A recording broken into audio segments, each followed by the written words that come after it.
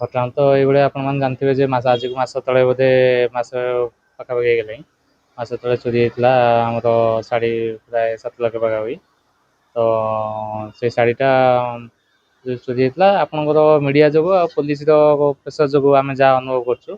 ତ ସେ ଯେହେତୁ ଆଜିକାଲି ତ ସୋସିଆଲ ମିଡ଼ିଆର ଜମାନା ହେଲାଣି ନା, ତ ସେଠି ସେ ଇନଷ୍ଟାଗ୍ରାମ ହଉ ତାଙ୍କର ସେଠିକାର ତ ଲୋକାଲ୍ ଚ୍ୟାନେଲ୍ ବି ନ୍ୟୁଜ୍ ଚ୍ୟାନେଲ୍ ବି ଆମେ ଦେଖିଛୁ କେତେ ଫୁଟେଜ୍ ଯେ ନ୍ୟୁଜ୍ ଏବେ ବାହାରିଛି।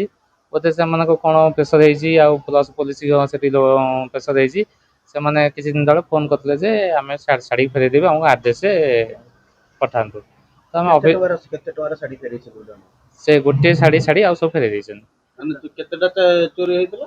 25ଟା ଚୋରି ହେଇଥିଲା, 25 24ଟା ଫେରାଇ ଦେଇଛନ୍ତି। ଗୋଟେ ପଠେଇଛନ୍ତି। ଛୋଟ ମାନେ କଟନ ଶାଢ଼ୀ ଗୋଟେ ରଖିଦେଇଛନ୍ତି କି ଭୁଲ ବସ ରଖିଦେଇଛନ୍ତି। ଏଟା 4,000 ପାଖାପାଖି ହବ।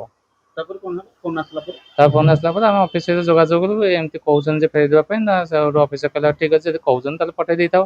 କିନ୍ତୁ ଆମର ବିଶ୍ୱାସ ନଥିଲା ଫେରାଇବି କ'ଣ କି ଫେକ୍ କ'ଣ ସେଇଟା ଆପଣ DTGC କୋରିଅରଟା। ତ ଆମେ ତାକୁ ମେସେଜ ଯେଉଁ ନମ୍ବରରେ ଫୋନ୍ ଆସିଥିଲା ସେଇ ମେସେଜଟା ପଠାଇ ଦେଇଥିଲୁ। ସେ ବହୁତ ଦିନ ତଳେ ବି ଫୋନ୍ କହିଲେ ହଁ ଆମେ କୋରିଅର କରିଦେଇଛୁ, ଆଉ କୌଣସି ମିଡ଼ିଆକୁ ଜଣାନ୍ତୁନି, କୌଣସି ପୋଲିସକୁ ବି ଜଣାନ୍ତୁନି। ଆମେ ବି ଚୁପଚାପ ବସିଥିଲୁ, ତ କିଛି ଆସିନି କୋରିଅର, ବହୁତ ଦିନ ହେଲା ଆସିନଥିଲା। କିନ୍ତୁ ଏଇ ଦିନ ତଳେ କୋରିଅର ଆସି ପହଞ୍ଚିଛି ଆଉ। ପାଇଲା ପରେ କେତେ ଖୁସି?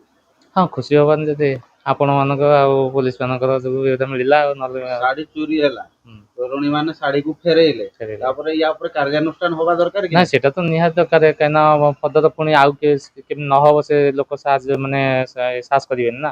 ସେଥିପାଇଁ ସେମାନଙ୍କୁ ଅଣାଯାଉ କିମ୍ବା କୌଣସି କାର୍ଯ୍ୟାନୁଷ୍ଠାନ ଏମିତି କରାଯାଉ ଯେ ପଦ ଯେମିତି ଏମିତି ନହବ।